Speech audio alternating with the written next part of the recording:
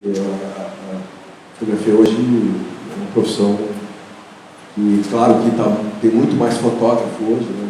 Eu brinco que são 200 milhões de fotógrafos, todo mundo tem um celular, uma câmera, todo mundo é fotógrafo. Mas, ao mesmo tempo, isso é bom, né? Isso democratizou a fotografia, né? Todo mundo, esse mundo digital, como o Eugênio falou, democratizou a fotografia, que eu acho que isso é super positivo, porque... mas eu acho que a fotografia, como eu estava falando para o Eugênio hoje no almoço, a gente estava conversando sobre isso, a fotografia, ela não é só você fazer uma bela foto, né? Eu acho que você tem que tentar contar uma história, né? Isso que eu procuro fazer no meu trabalho, tentar contar histórias. Eu acho que isso que é... E aí a fotografia se confunde com a literatura, se confunde com as artes plásticas, com o cinema. Eu acho que está tudo muito ligado, né? A gente não dá para separar as artes, né? Eu acho que as coisas estão interligadas e hoje, né, você vive hoje num mundo multimídia, né? Então, as coisas estão... Mas o que é importante, eu acho que, principalmente no meu trabalho pessoal, o trabalho pessoal ser uma forma de você colocar os seus fantasmas para fora, né?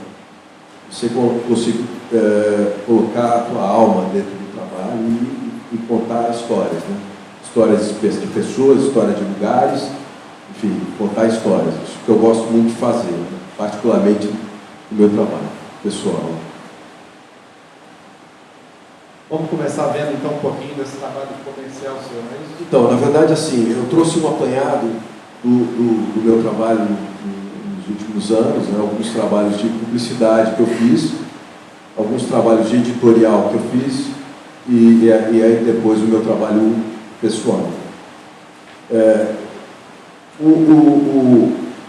não gosto muito apesar de você compartimentar, as pessoas compartimentarem a fotografia, eu não gosto de pensar na fotografia compartimentada, né? O fotojornalista, o fotógrafo de moda, eu acho isso uma bobagem. Eu acho que é tudo fotografia.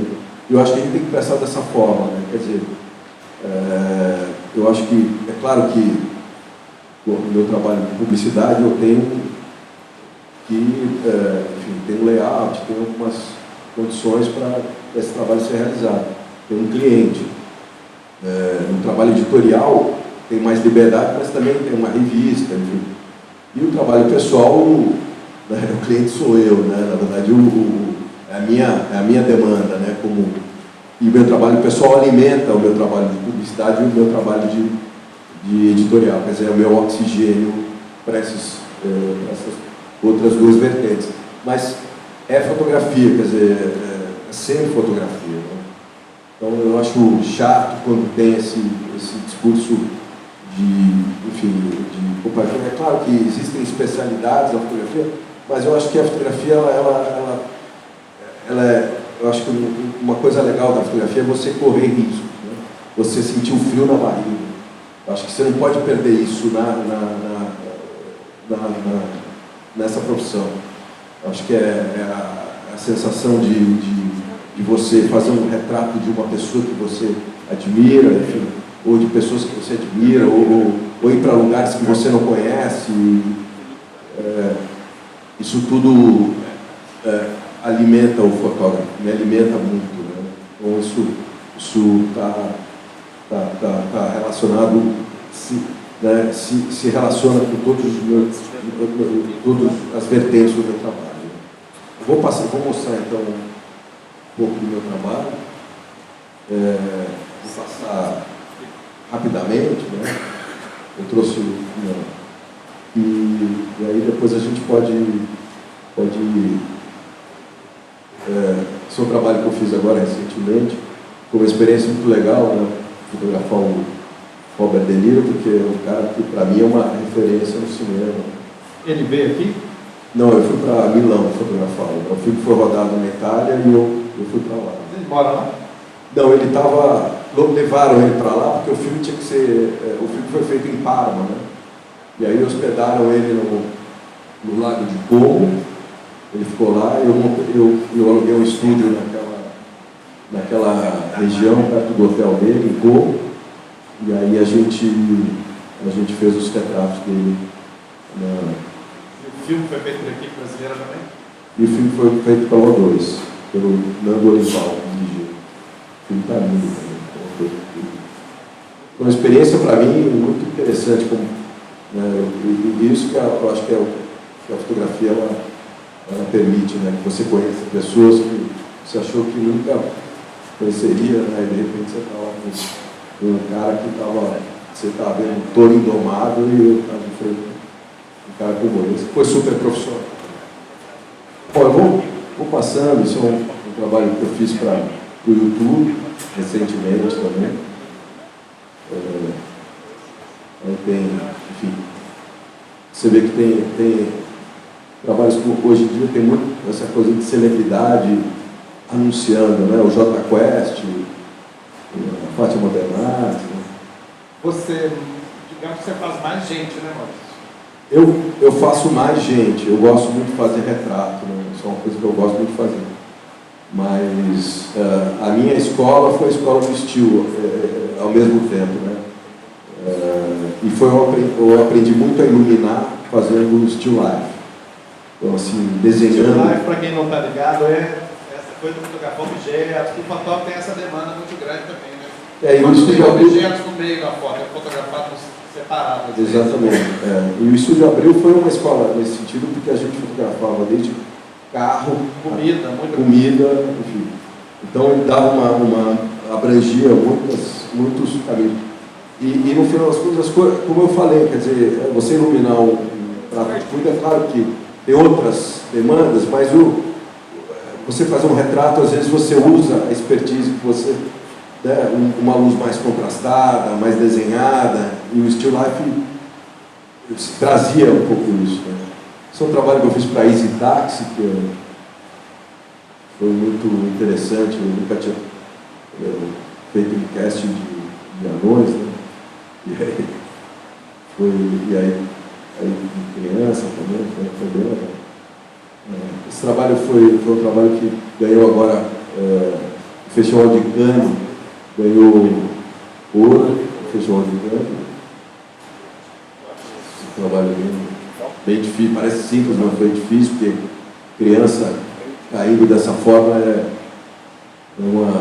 você imagina a criança caindo no asfalto, então tinha que ter uma naturalidade, tinha que ter um movimento de corpo, então esse cast, a escolha dessa criança foi muito pensada, né, para ficar natural. E aí tem uns trabalhos de beleza, rosto,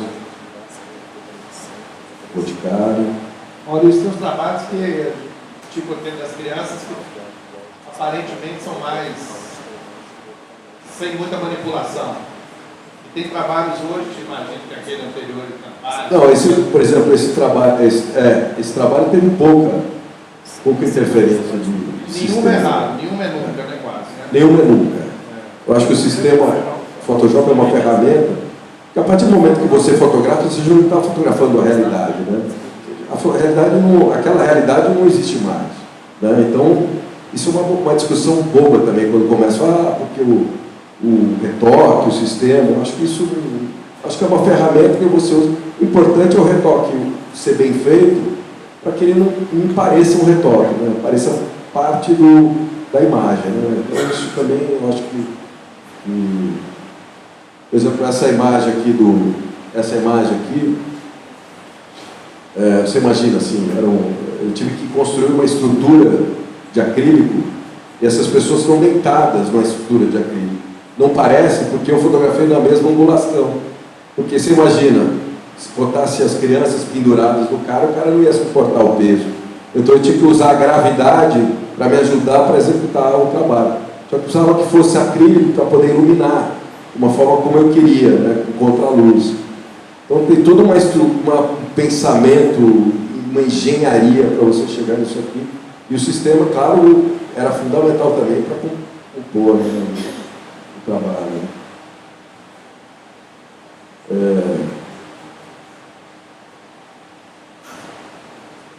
Então, por exemplo, essa foto de boa é uma foto só, não tem um sistema.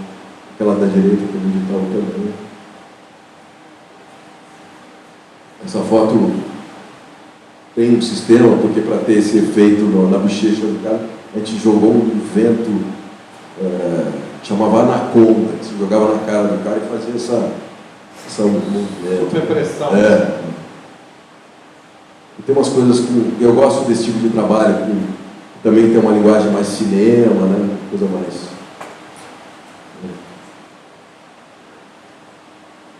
Um pouquinho mais devagar para a gente ver. Desculpa.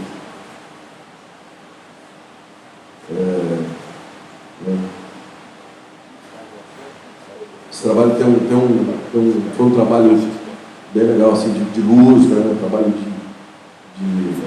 de iluminação. Eu gosto muito de trabalhar dessa forma, pensando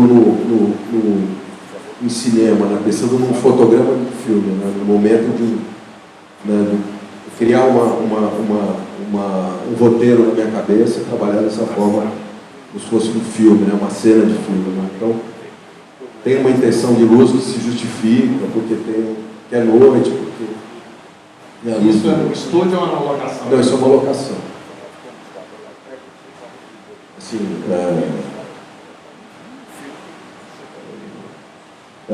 o Rafael Nadal, que eu fotografei para a Viva, a gente foi para a Espanha fazer a foto dele.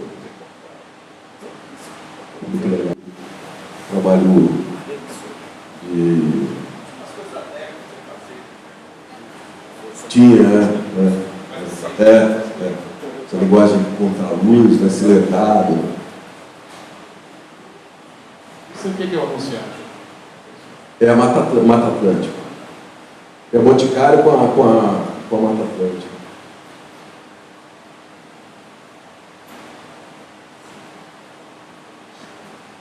Trabalho com o Itaú também.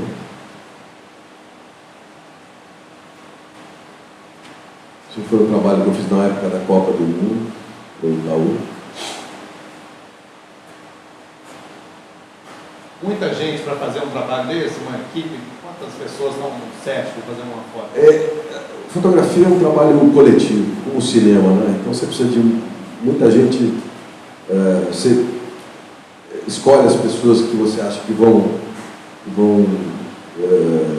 enfim, que são importantes para o trabalho, de acordo com a expertise dessas pessoas. Enfim, você precisa de uma boa modelo, você precisa de um bom cabeleireiro, né? Você precisa de um bom maquiador, você precisa de um bom figurino. Então, isso é um trabalho que precisa de muitos talentos juntos para você realizar um trabalho desse. Né? Então, para você achar a modelo que tenha um movimento que o layout pede, você faz um casting fotográfico antes e testa 100 modelos, né? Para achar essa mulher fazendo esse movimento. Porque se você olha a imagem no composite, no book, você não consegue ter uma leitura exata se essa pessoa vai conseguir trazer isso que você precisa para o seu trabalho. Né? Bom, esse é um trabalho que eu fiz para a Reebok, uma academia também, você vê que tem um trabalho. Eu gosto muito de trabalhar com esses conceitos, né? Tentar trazer isso, contribuir para, por mais que venha um layout para mim, tentar trazer, por isso que eles querem isso, né? Essa contribuição do fotógrafo.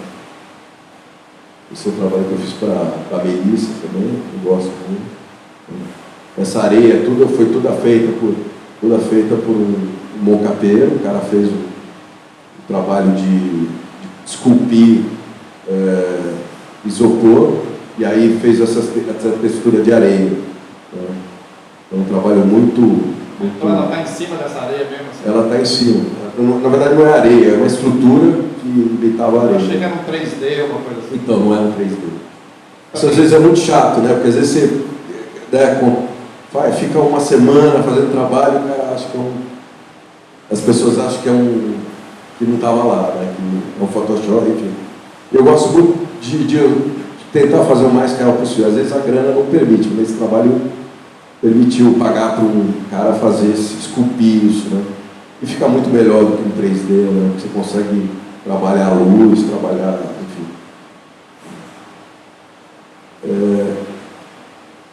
Aí, esse é um trabalho editorial. Então, por exemplo, eu estou lá com o Robert De Niro né, fazendo um trabalho de publicidade que estava lá, que estava para eu fazer, e aí eu falei, bom, estou com esse cara aqui, vou fazer um retrato para mim. Né? E aí eu peguei a câmera na mão, coloquei a luz onde eu achava que tinha que colocar, para ter um portrait do cara, né? Para mim, que eu acho, né? Então, isso eu sempre tento fazer, né? Às vezes, mesmo no trabalho pessoal, quando eu trabalho de publicidade, quando eu estou com uma pessoa que eu admiro, que eu quero registrar, terminou o trabalho, eu chego para a pessoa e falo, agora eu quero fazer um retrato para mim. Normalmente isso tem né, às vezes eu até mando para a pessoa, né? Enfim.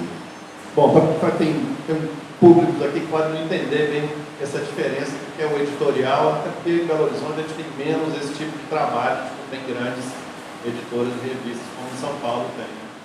O que existe muito para uma demanda do fotógrafo, principalmente, né, em São Paulo tem muitas revistas, são fotos assim com essa luz sofisticada, quase da publicidade, para uma entrevista com o cara, para uma revista L, uma revista, sei lá, diversas, né?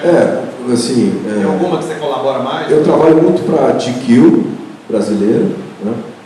E para a JP, que é a revista da Joyce Pascovitch, que a gente tem uma parceria bacana, porque ela trabalha muito fotografa muito essas artistas, a Top Magazine também é uma revista que eu gosto de trabalhar, a Vogue também, enfim, tem várias revistas que eu já trabalhei, que eu trabalho mais, que eu trabalho menos, mas assim, o que me interessa às vezes não é, às vezes até em relação à revista, é o personagem. Então, às vezes você fala assim, pô, tem um personagem que me interessa, se é um veículo que talvez não tenha tanta visibilidade, porque o editorial tem essa função, né? Ele não paga muito bem, mas ele te dá uma visibilidade, né? Então, às vezes você tem, é importante, né? Você ter o teu trabalho publicado. É um prazer maior, você tem mais liberdade um pouco, tem um layout. Você tem mais liberdade, sem dúvida nenhuma, mas às vezes você tem uma linha editorial da revista que você não pode também fazer um trabalho que você, né, uma coisa que não conversa com a linha editorial da revista. Então, você tem mais liberdade que a propaganda, mas você também tem compromisso com a revista que você está falando. Então, às vezes você consegue convencer o caminho que você quer seguir, enfim. Às vezes é mais difícil, às vezes é mais fácil. Por isso que eu costumo trabalhar com revistas que me dão mais essa liberdade, que tem um conceito menos definido, né? Quer dizer, eu acabo trabalhando com revistas menos com esse cunho, revistas de moda e mais que revistas de conceito, de comportamento. Né? Então, por exemplo, esse retrato que eu fiz para a Vogue, foi muito legal de fazer, um cara que eu sempre quis fotografar, então, quando me convidaram, eu aceitei na hora. Essa é aquela modelo, a Naomi Campbell, teve no Brasil e também uma pessoa que era interessante ter esse retrato, fazer esse retrato. E você vê assim, dá para buscar um conceito, por exemplo, um conceito de luz, um conceito de direção que conversa mais com o meu jeito de ver o retrato. Assim, eu gosto dessa linguagem cinematográfica, como eu falei, quer dizer, trabalhar como se fosse um fotograma de um filme, né? O cinema, eu bebo muito na fonte do cinema, né? É uma coisa essas luzes mais recortadas, esse chiaroscuro que tem, eu gosto muito dessa linguagem.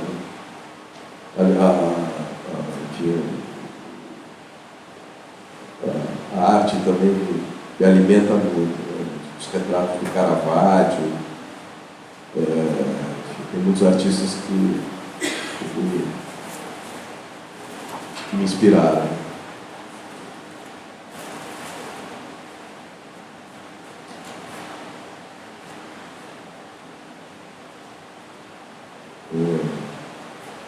Esse trabalho do Wagner Moura, por exemplo, esse retrato foi um momento também para uma campanha de publicidade, que era para a Toyota, e eu falei, bom, vamos fazer um retrato agora. E tá aí, né?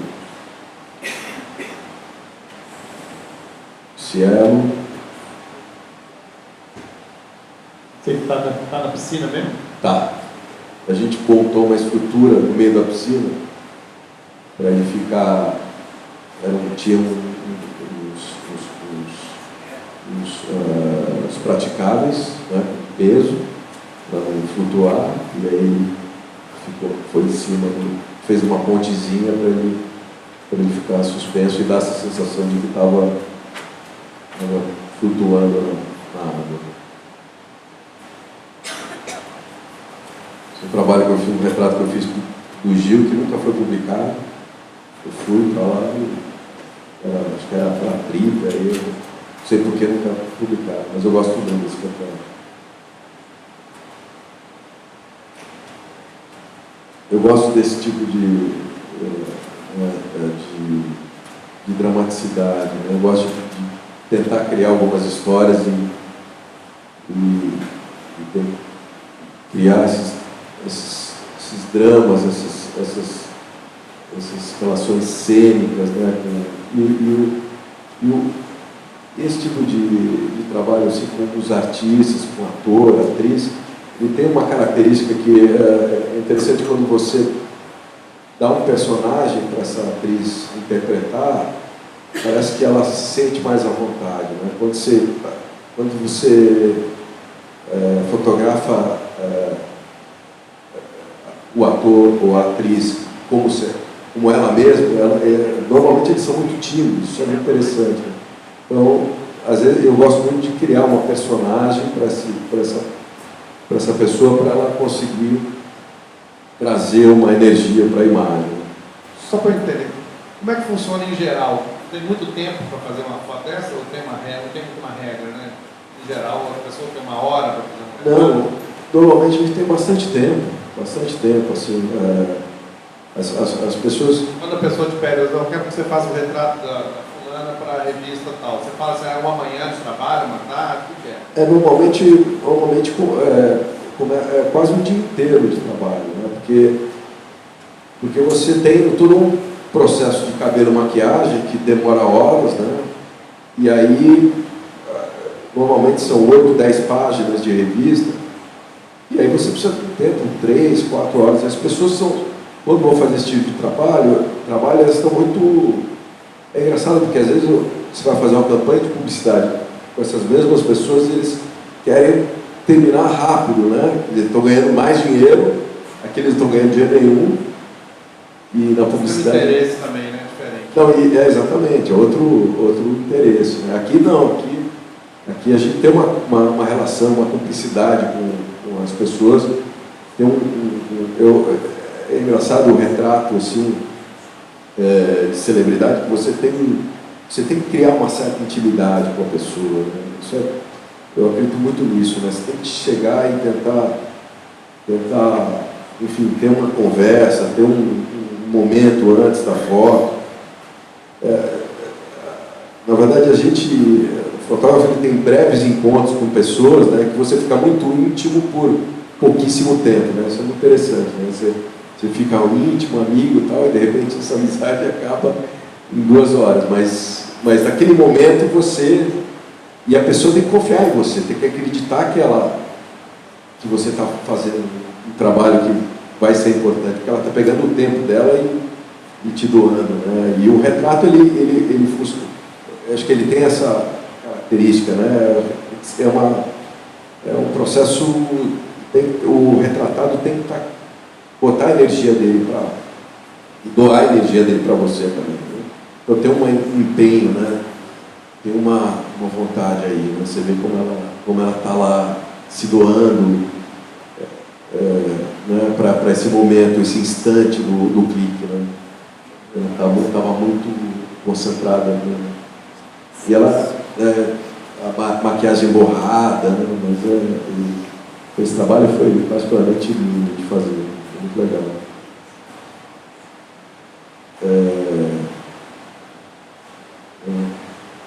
Leite. Também foi muito bem bacana de fazer esse trabalho.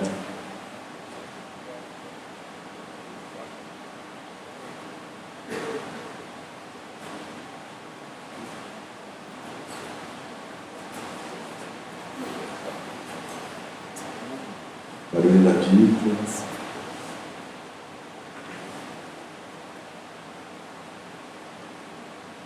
Uma atriz chama Camille Bell, uma atriz brasileira que mora nos Estados Unidos.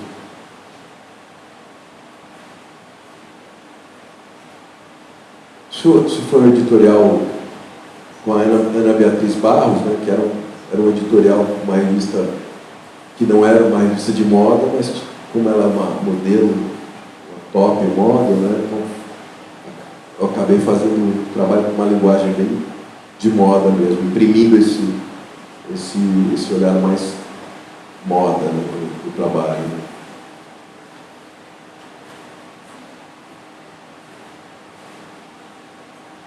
Sophie Charlotte também, então, foi muito legal fotografar.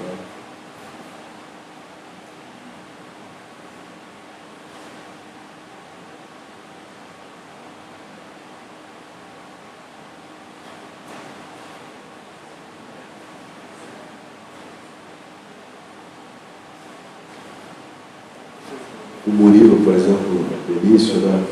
Também, esse trabalho eu fiz para a GQ, e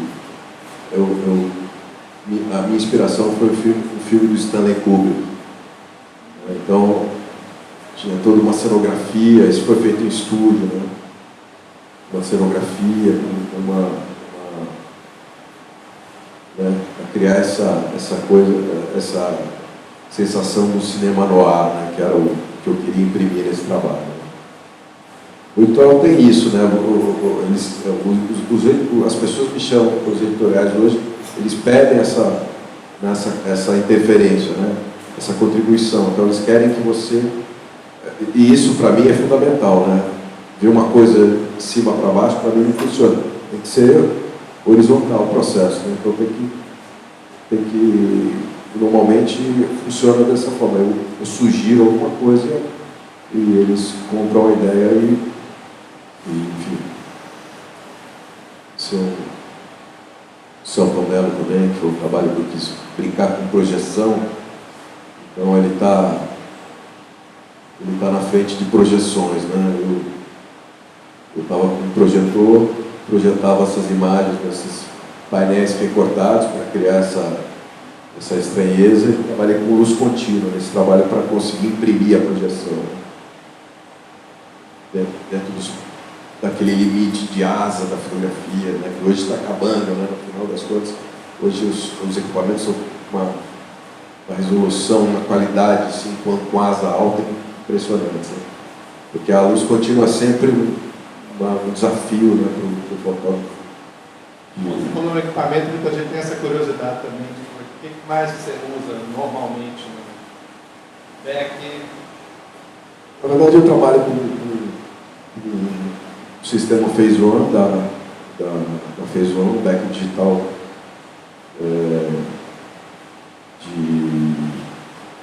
de 80 megapixels, né?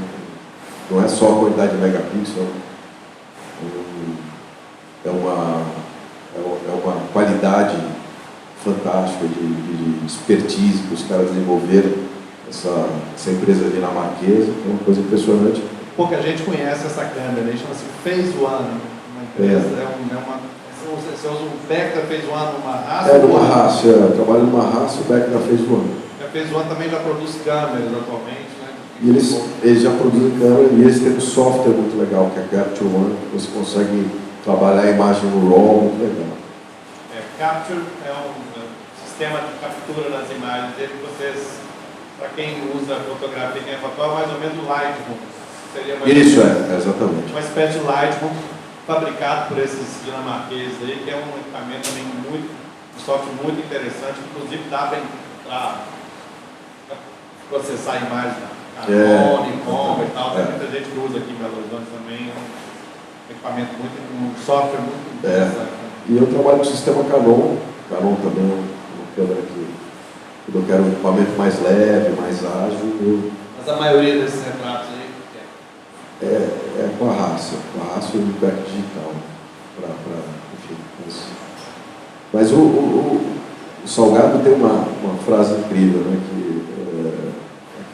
ele falou que eu acho genial, né, que você não fotografa com a máquina, né, você fotografa com a sua cultura. Né? Eu acho que isso é fundamental e é uma frase que eu acho que o equipamento enfim, eu acho que, claro, é importante, mas no final das contas não é o mais importante.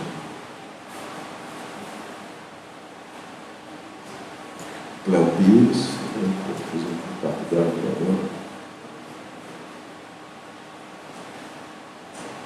A mãe dela.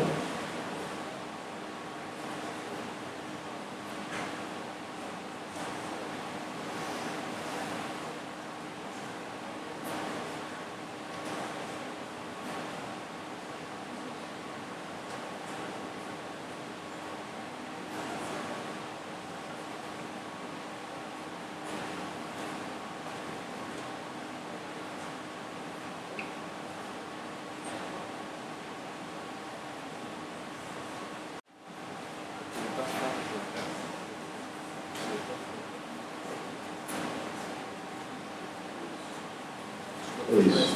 Editorial. Vamos mudar agora, então, pular para o trabalho pessoal dele. Alguém quer perguntar alguma coisa antes desse pulo, desse salto? Vamos seguir. Pode perguntar. Vamos estar para ouvir, se não leva o microfone. Vou levar o microfone.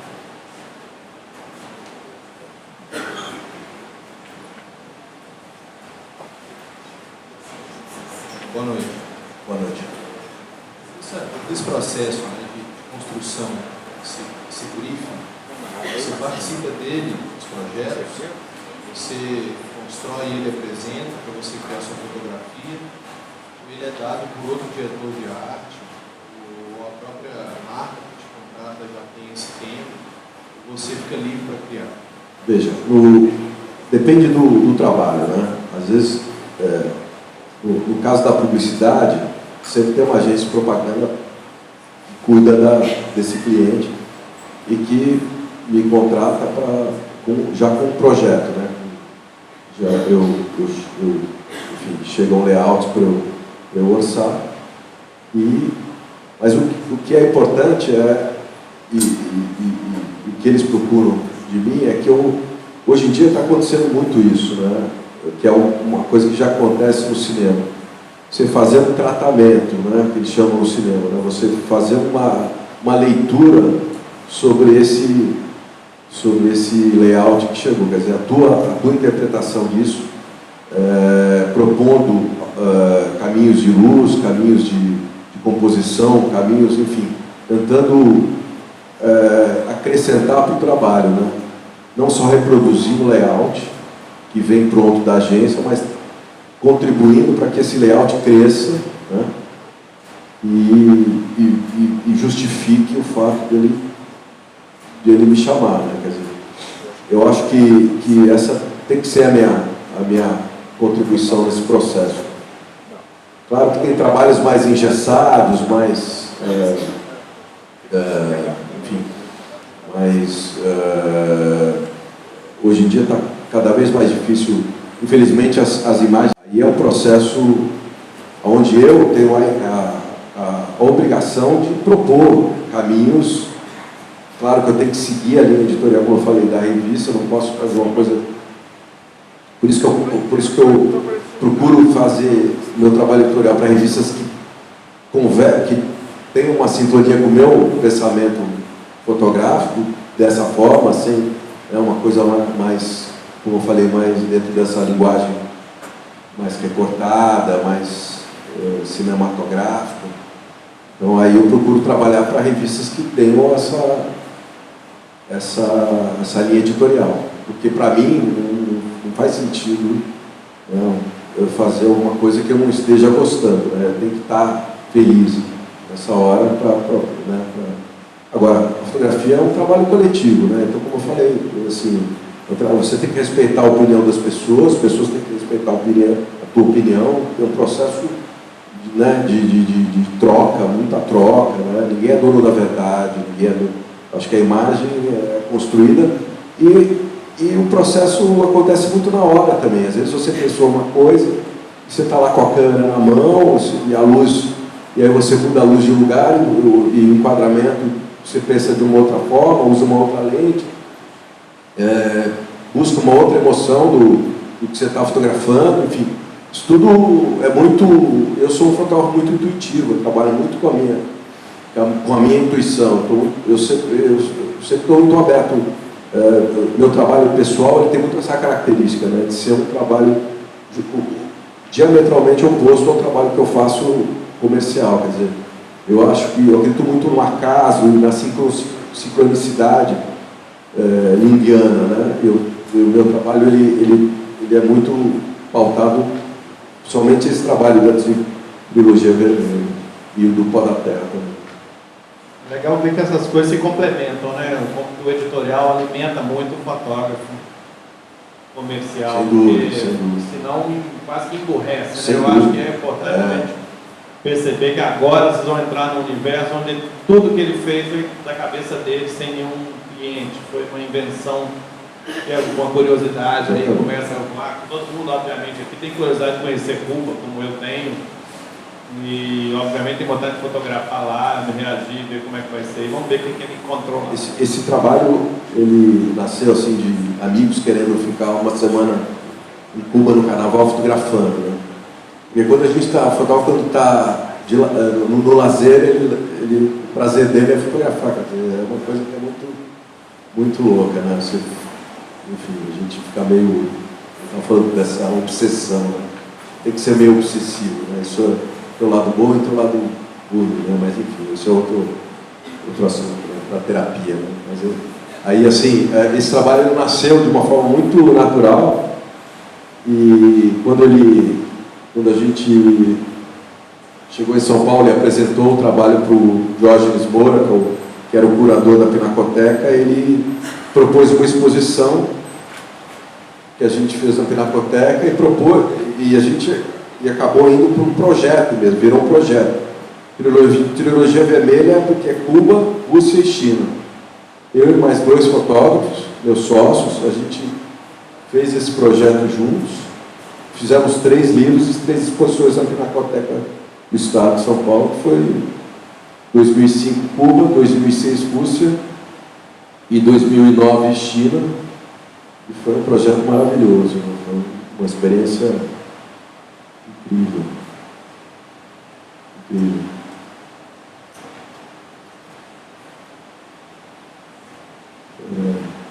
Cuba eu recomendo. O fotógrafo é um paraíso fotográfico. É uma cidade muito acolhedora. Rússia já foi mais difícil, pela linha. China, mais difícil ainda, mas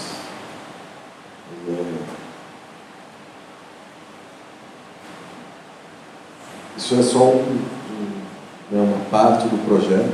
Claro que são mais fortes.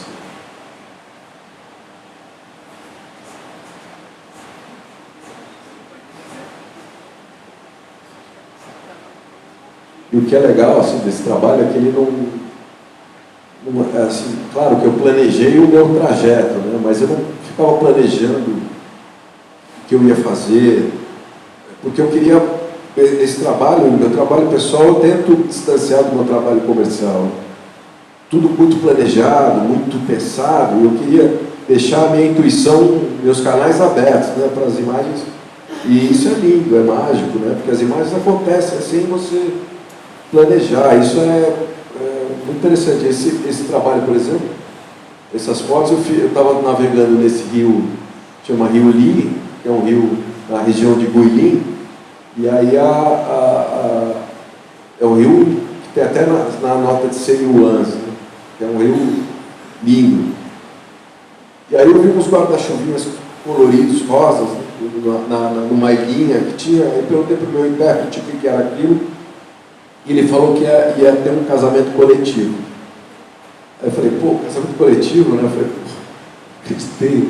Aí ele falou, não, porque hoje é dia 9/9/2009, e vai ter um casamento coletivo, e o prefeito vai celebrar o casamento. Eu falei, pelo amor de Deus, toca já, né? Vamos dar uma ré no barco, vamos parar aqui, vamos esperar. Aí de repente chega um barco com essa quantidade de noivas e noivos. Então, foi uma coisa, um dia inesquecível para nós.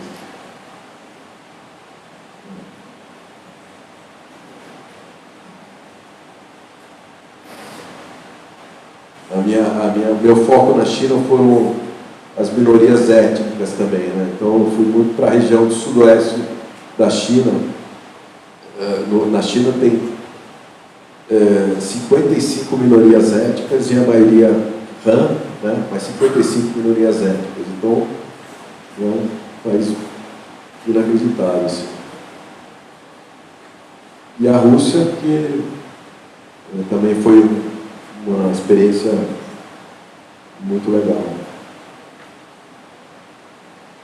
Isso é a imagem da direita, eram os rejeitos da época do comunismo, que, enfim, tinha uma estátua do... Tinha alguma pré-produção, algum produtor local, algum técnico, alguém que se contactaram antes para poder... Não, na verdade, como eu falei, quer dizer, eu não queria me aproximar dessa história de produzir tudo, de pensar tudo antes. Claro que eu andava com intérprete porque eu não falava russo, né? Eu tinha que ter alguém do meu lado que me ajudasse a me comunicar com as pessoas.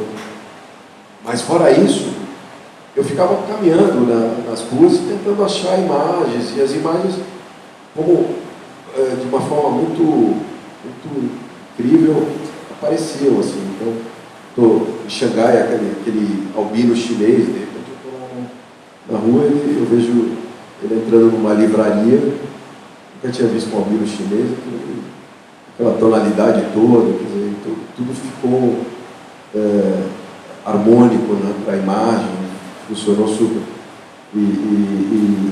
Nas 3 viagens foi dessa forma. É um fato curioso que outro dia me perguntaram se eu queria fazer casamento, porque casamento, assim, é um ritual que a gente, na Rússia, tinha na Rússia e na China, as pessoas vão para a rua fazer álbuns de casamento. Isso é muito interessante. Então, vira e mexe, tinha umas cenas dos fotógrafos fazendo noiva, aquilo lá era muito fotografado, né? Assim, muito interessante. Mas para mim aconteceu uma coisa curiosa, assim, que tanto na Rússia como na China, os meus intérpretes tinham amigos que iam casar na época que eu estava lá e me convidaram para o casamento. Então foi muito interessante, porque foi uma puta coincidência e para mim foi demais, porque na Rússia, o casamento foi uma igreja ortodoxa, de madeira, do século XIX. Na China teve todo um ritual, o noivo veio pedir, foi na casa da noiva, eu acompanhei tudo isso. Então, para mim foi muito rico, assim, e foi totalmente, né, foi natural. Eu e o Eugênio, a gente visitou junto essa exposição aqui na Coteca, né? E eu vi que tem muitos retratos, assim, parece generais, coronéis, sei lá, uns militares. E normalmente a gente tem uma língua diferente do pessoal de personalidade. Sim. É difícil contar a câmera dessas pessoas, né? Não, mas, por exemplo, no caso do Ricardo, o outro fotógrafo, estava nessa mesma tribo, que é uma foto de um general, o intérprete dele, o avô, o garoto era russo, falava inglês, eu falava português, não me lembro certo. O avô dele tinha lutado na guerra da Crimeia, e era um cara que tinha sido militar. Então foi assim, essas coincidências eram fantásticas, porque aí você fala, bom, quero fazer um retrato do seu avô. Eu também conheci um agente da KGB, fotografei na época, lá na Rússia, assim, o cara nunca tinha contado a história para a família, fiz uns panfletos. Então, essas coisas assim eram. Acabavam aparecendo e a coisa era muito legal. Né? Então, as japonesas, a música.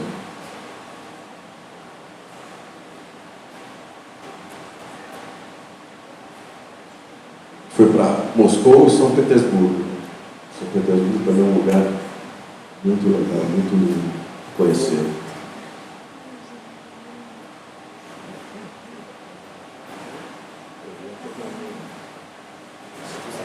E aí agora esse projeto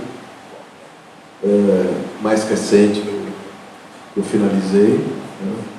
O projeto do Pó da Terra, que conta a história dos ceramistas do Vale do Jequitinhonha. E coincidentemente a gente que assim, o projeto nasceu do argumento do meu sócio, Fernando Machado, que já conhecia essa região e queria contar essa história. Ele me convidou para dirigir o filme, fazer as fotos do livro, enfim. Então ele nasceu como um projeto mesmo, né? Não era só um filme, não era só um documentário, era um projeto. E a gente teve enfim, aí a gente... o Vale do Jequitinhonha é uma região muito interessante aqui de Minas Gerais, né? E quando eu não conhecia nada, aí eu fiz uma imersão na história dessas pessoas para entender como é que eles trabalham, como é que era tudo. A gente mandou dois jornalistas para fazer uma pesquisa para nos ajudar a eleger os artistas que a gente queria contar no filme e no livro. Porque como é uma região muito vasta, né, do noroeste acho que é nordeste de Minas Gerais, a gente precisava, enfim, ter essa pesquisa antes. Com essa pesquisa nas mãos, a gente convidou um roteirista chamado Di Moretti, que fez o roteiro do filme de uma forma brilhante. E aí a gente foi em 2013 foi para lá, para o Vale do Jequitinhonha, rodar o filme. Ficamos um mês na região. Foi uma equipe grande, equipe de 10, 11 pessoas. A gente rodou quase 3.300 quilômetros naquela região, uma região muito difícil de você percorrer, por isso que essa logística tinha que ser bem feita. E, cara, assim, foi uma experiência, para mim, fundamental, assim. Para mim, na minha vida, foi única, assim. Eu conheci pessoas incríveis. O Vale do Jequitinhonha é um personagem no filme, junto com as pessoas, é uma personagem do filme. O filme ele está muito legal, e foi muito legal a coincidência de hoje está acontecendo aqui, porque o filme vai estrear. A gente definiu a data do filme de estreia anteontem, né? Então, dia 13 de outubro vai estrear aqui nos cinemas, no Brasil inteiro, ao 2 está distribuindo, está muito feliz. E, enfim, é um pouco isso. Eu vou passar as fotos do livro. Essas fotos estão no livro do Pó da Terra, e teve uma exposição no Museu Afro Brasil, em São Paulo, no Ibirapuera. Esse é um museu muito legal, tem lá no Ibirapuera. Por favor, pega um livro aí pra gente, não tem? Só para mostrar o livro. Claro. O curador do livro é Diógenes Moura, fez a curadoria do projeto do livro, e o Emanuel Araújo da exposição. Né? Foi muito legal, porque o Emanuel ele tinha obras dos ceramistas, né, no acervo dele, da Noemisa, que está na capa do livro, da Dona Isabel, enfim, que está no filme. E a exposição ficou muito legal, porque além das fotos, tinham os objetos, tinham as cerâmicas, as bonecas, enfim. Então, puta, ficou super bacana, assim, porque muito com as fotos, você vê o trabalho dessas... E é um trabalho que para mim, é inacreditável. Assim, você vê Noemisa, por exemplo, né? Mas um trabalho é quase sobrenatural, assim, porque é de um talento, de uma capacidade, de uma arte tão profunda, e pessoas que não tiveram acesso a nada, né? Semi-analfabetas, é uma coisa impressionante. Assim. Isso impressionou profundamente, porque a gente vive cheio de referências, essas pessoas não têm referência. Vão lá, no meio do nada, e fazem um trabalho inacreditável. Eu acho que tem sei lá, uma coisa que vai além, né, enfim. Essa é uma ceramista, a Eva.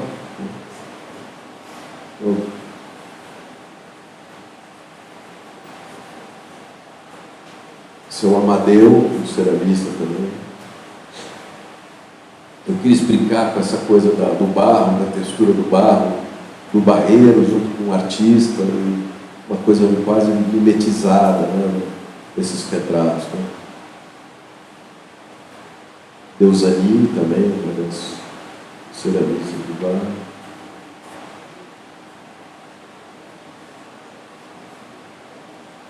Ira Marx faz essas máscaras maravilhosas.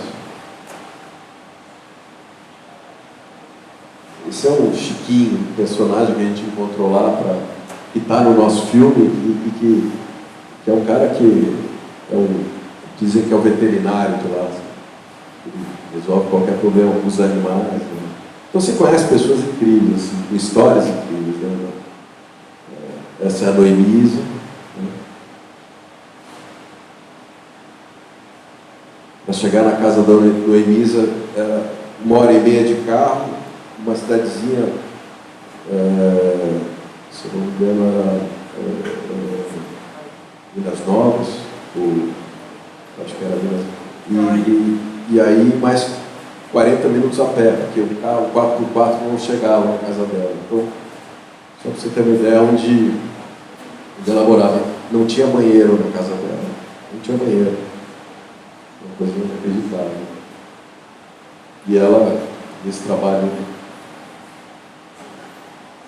essa foto da esquerda é mais aquela a história do acaso conspirando para o trabalho, né?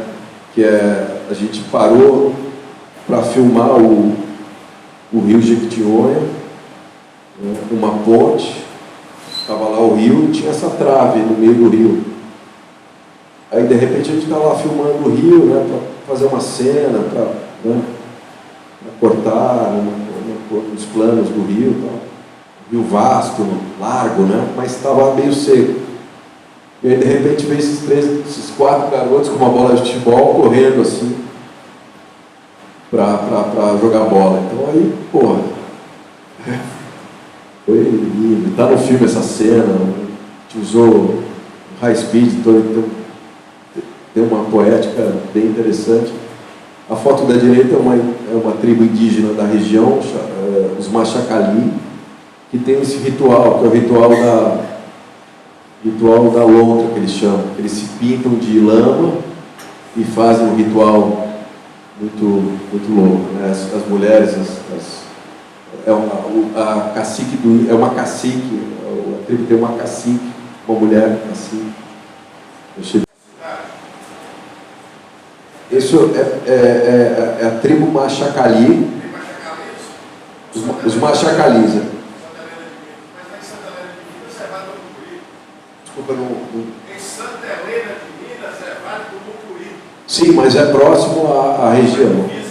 Na divisa. Isso, exatamente. Mas como tinha essa história desse ritual, que a gente, quando os pesquisadores foram para lá para fazer essa pesquisa, eles trouxeram essa informação do ritual, que a gente achou que era interessante contar, porque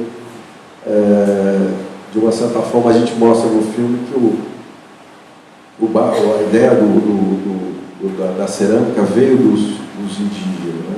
Indígenas. Quer dizer, como peças utilitárias, né? Então a gente conta um pouco essa história. E foi, né? E esse ritual era muito interessante. Que ano que foi isso, a pergunta dele? Que ano que foi? A gente rodou o filme em 2013, em julho de 2013, e as fotos foram em janeiro de 2015. A pesquisa foi em 2012, a gente fez a pesquisa, foi, né, concebeu o roteiro de Moretti, a gente filmou em julho de 2013.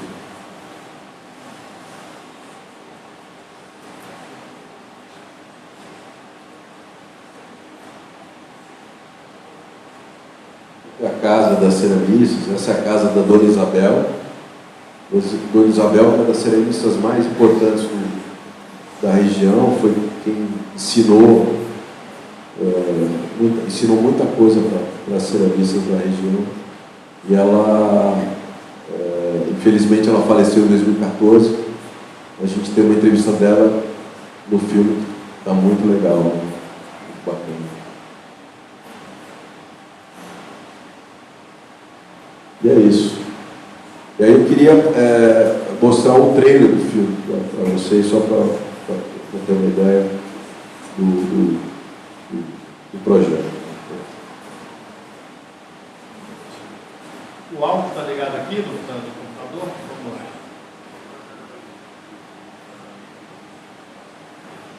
Bom, para quem depois quiser ver o trailer, está no nosso Facebook também, o evento que a gente criou, a gente colocou o filme. Não sei se tem jeito de apagar essa luz aqui, eu acho que não tem. Vamos lá, vou soltar aqui o volume.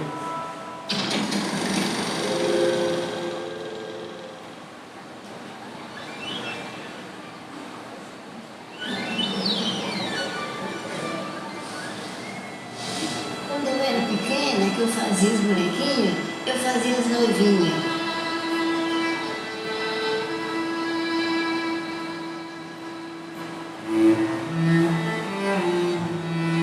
No caso, eu fui ser o homem da casa, porque eu tomei pleno serviço. Você pergunta aí, essas artesãs todas aí, e pergunta elas se as filhas delas fazem artesanato. É um ou outro. Mas eu não tenho condições de sustentar a minha família. E aí veio esse deserto de eucalipto e tomou conta de tudo. Aqui é o lugar mais esquecido.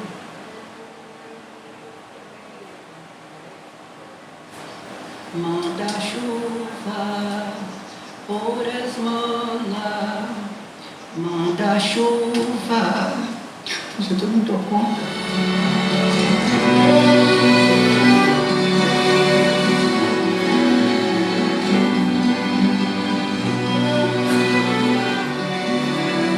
Queria aprender, porque eu sabia que eu sozinha não dava conta. E que eu também não ficava aqui toda a vida. Mas mesmo assim, morrendo, a gente vai pro céu. Não morreu um artesão.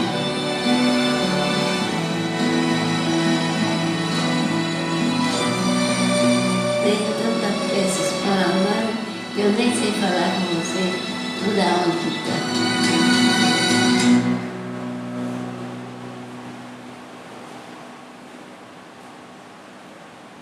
Isso aí. Na verdade, acho que até no site está mais. No Facebook acho que está mais legal do que. Dá para ver depois, hein? Só navegar lá no nosso Facebook. Alguém tem uma pergunta aí, gente? Vamos lá.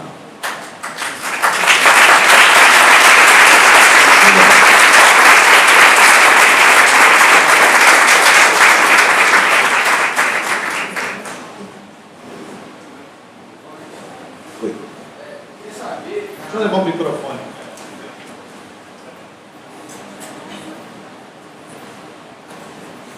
Boa noite e parabéns pelo trabalho.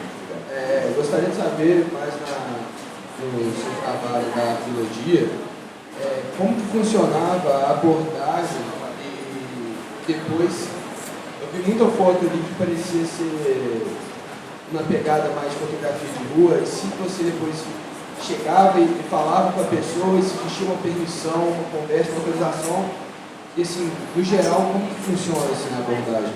Olha, assim, na verdade, no final das contas, você tem que ser um pouco cara de pau, né, para ser fotógrafo.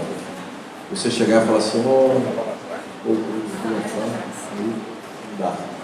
Então, assim, claro que eu já tomei muito... O fotógrafo tem que ser meio invisível, né, na verdade.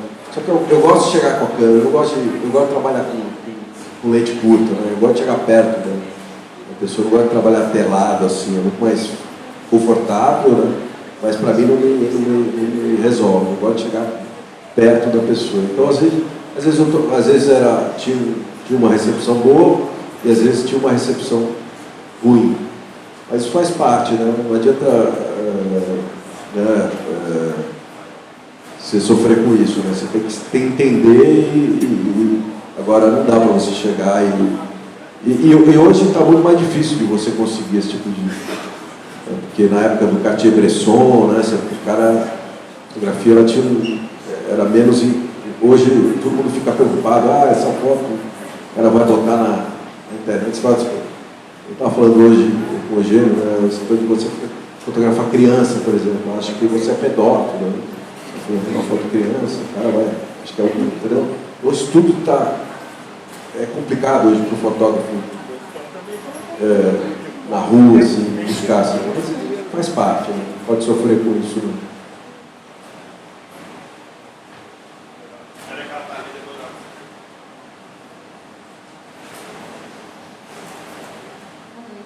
Minha família é do Vale de Jequitinhonha. Que legal. E vendo as fotografias que você retrata as casas das pessoas foi muito nostálgico para mim, mas me fez pensar, como você está falando do barro, dessas questões, o porquê da fotografia em preto e branco. Eu trabalho muito com fotografia em preto e branco, mas nesse trabalho a sua escolha... Então, na verdade, eu quis me distanciar um pouco do filme, na verdade, assim, como o filme é colorido, né, eu quis criar uma distância estética, né, então o preto e branco foi uma solução um pouco para isso, né. Eu gosto muito do preto e branco, sempre foi uma linguagem que me agradou, e eu acho que cabia, apesar do trabalho ter muita presença de cor, nesse caso, enfim, busquei o preto e branco por razões assim, emocionais e estéticas também.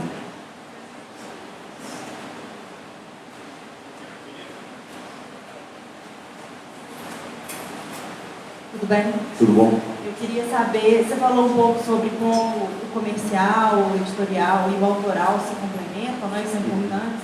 Eu queria saber, depois de uma viagem como essa no Jequitinhonha, o que você sente que esse tipo de projeto alimenta o seu trabalho comercial, seja a sensibilidade, o olhar, e o que o comercial e publicidade contribuem para isso? Talvez a iluminação mais trabalhada, como que um acaba enriquecendo o outro? Na verdade, como eu falei, quer dizer, a fotografia é uma coisa só, né? Um pouco não gosto de ficar compartimentando e separando. Mas o meu trabalho pessoal, ele tem um distanciamento, até para mim, como fotógrafo, me dá uma certa... uma ruptura mesmo com esse pragmatismo que o trabalho comercial tem. Então,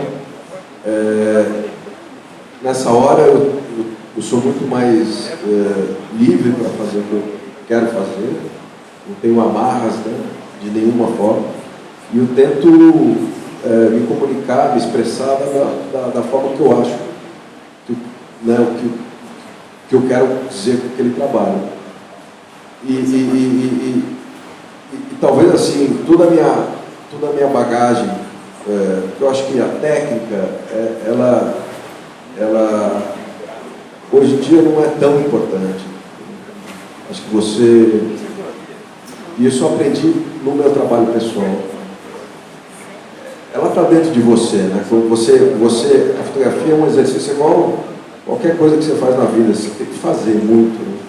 E você erra, uma hora você acerta.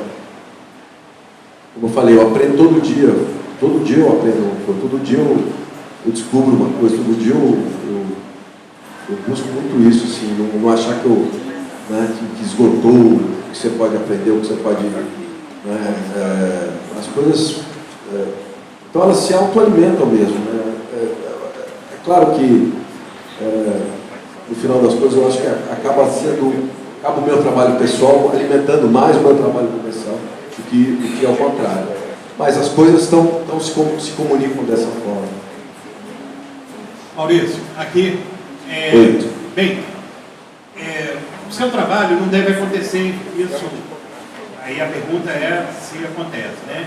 Dentro do jornalismo, o que acontece? Você faz uma foto, entrega no jornal, entrega para um editor, e esse editor ele tem todo o direito de fazer um recorte, e nós, como fotógrafos, vamos acreditar que ele vai melhorar a sua fotografia. Sim. Bem, se você trabalha hoje dentro de uma assessoria de imprensa, você entrega para um jornalista aquele material, e aquele material vai ser editado por ele. Quer dizer, eu já estou me desistindo de ver a minha fotografia sendo publicada, porque muitas vezes você vai se frustrar com aquele corte. Dentro da publicidade existe isso, de você abrir uma revista, logo depois que você produziu e falou, eu sabia que aquela revista era o tamanho X e fiz aquela foto para aquele espaço, A4, por exemplo. E aí, quando você abre, não existe aquilo que você tinha pensado. E outra coisa que eu queria saber é se você, no Vale, você teve num lugar chamado, um distrito de Turmalina, chamado... Água Boa não, Campo Alegre. Então, eu tive em Campo Alegre. Você teve? Tive em Campo Alegre. E quanto à tua primeira pergunta, na verdade, assim, é um processo muito complicado esse. Isso é uma coisa que a gente sofre muito com isso, né? Com o teu trabalho, principalmente no teu trabalho comercial, você acaba perdendo às vezes o controle do trabalho. Eu procuro sempre ter o máximo de controle do trabalho na medida do possível.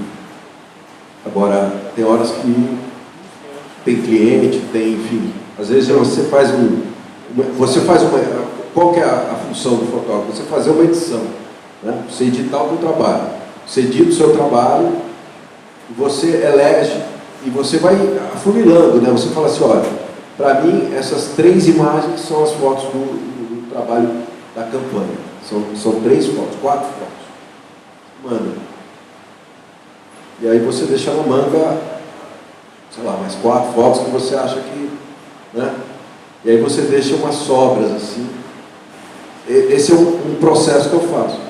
Então, quando ele pega a imagem dentro daquelas 4 fotos, é lindo, porque aí o cara está, primeiro, te respeitando, te entendendo, te ouvindo, né?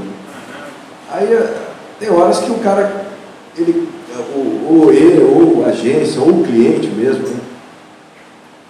Que é uma imagem que você nem editou, né? Que é as sobras das sobras, né?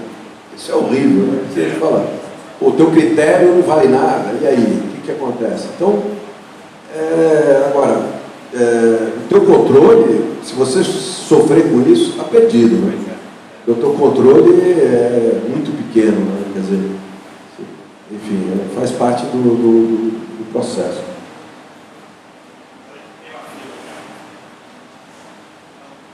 Maurício, tudo bem. Sobre o seu trabalho fora da Terra, você falou que está acontecendo mais ou menos desde 2013, não é isso? E que inicialmente uma equipe foi até a região e reconheceu a população, os lugares que vocês iam rodar o filme, depois fazer as fotografias. Eu queria que você falasse um pouco da relação com a população, porque a gente percebe que muitas vezes são pessoas que não têm muito contato com essa questão da câmera, da fotografia em si. E se você tem algum plano para retornar isso para as pessoas, elas terem acesso a essas fotografias, até mesmo o filme, e também meio ligado aos seus outros trabalhos, igual a trilogia vermelha, como é que funciona essa questão dos direitos de imagem? Assim, você falou sobre a questão de ser cara de pau, de fazer a fotografia, e enfim.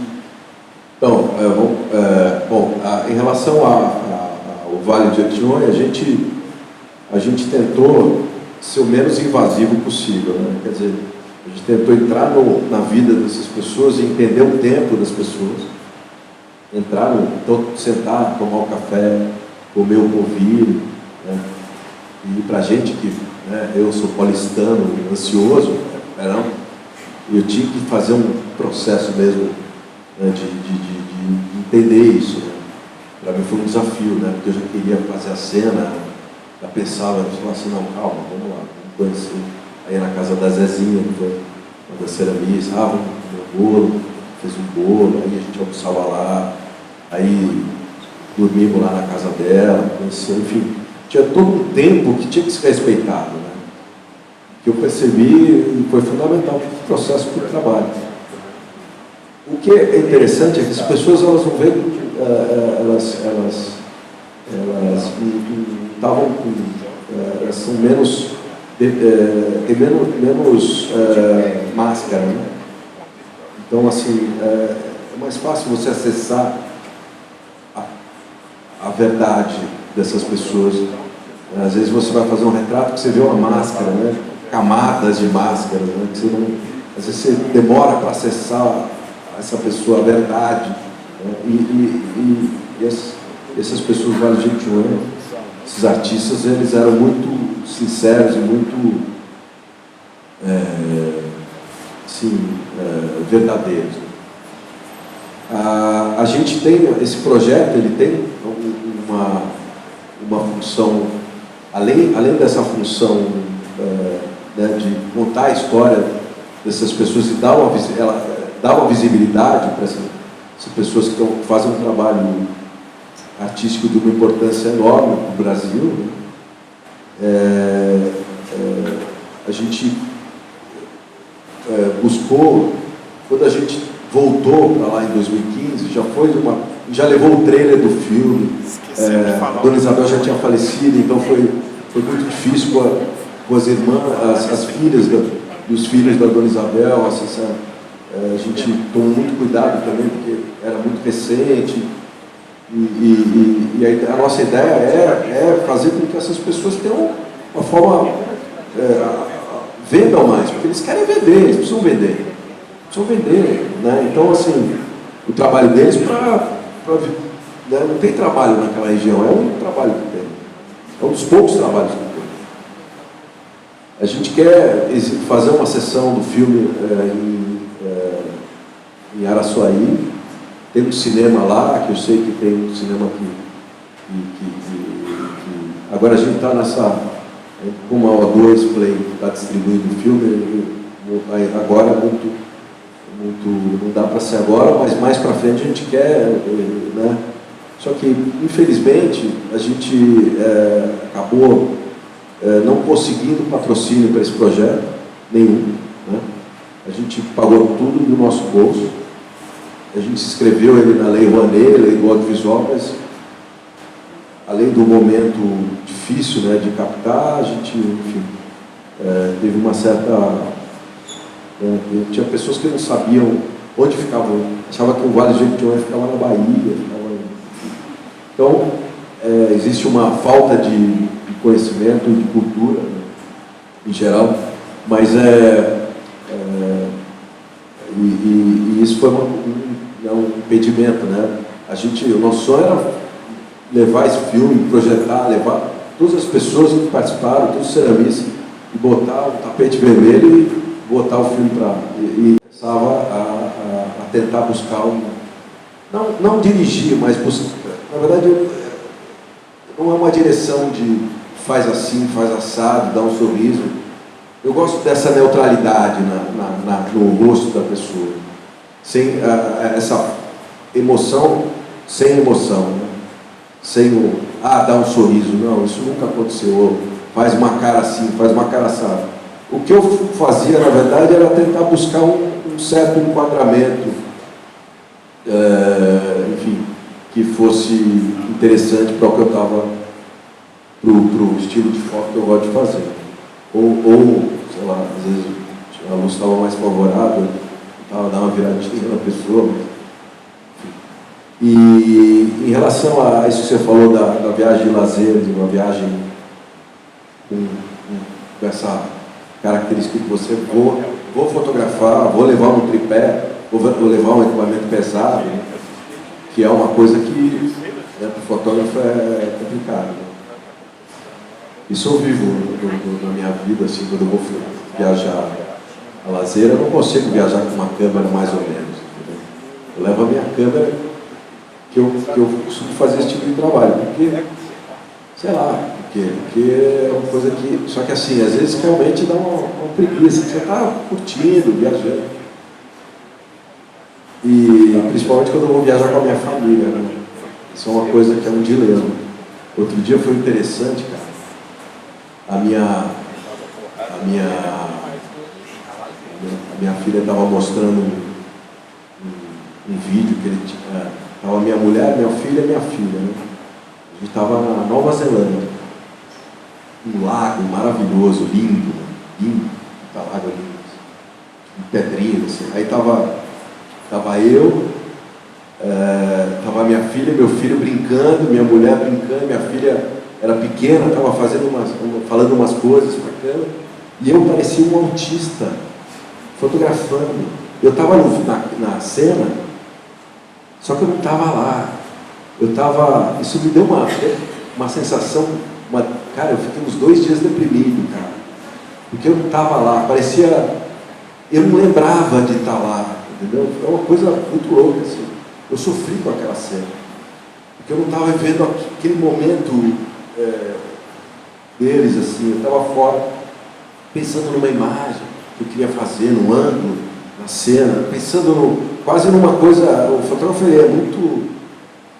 tem um lado egoísta da fotografia, né? Você está vivendo aquele momento, e é um momento seu, com a imagem, né? Então, você já pensa na imagem que pode virar, né? Enfim, uma doideira isso, né, cara? Mas, ao mesmo tempo, você fala assim, não, vou viajar com meu celular, para mim não faz sentido, entendeu? Então, enfim.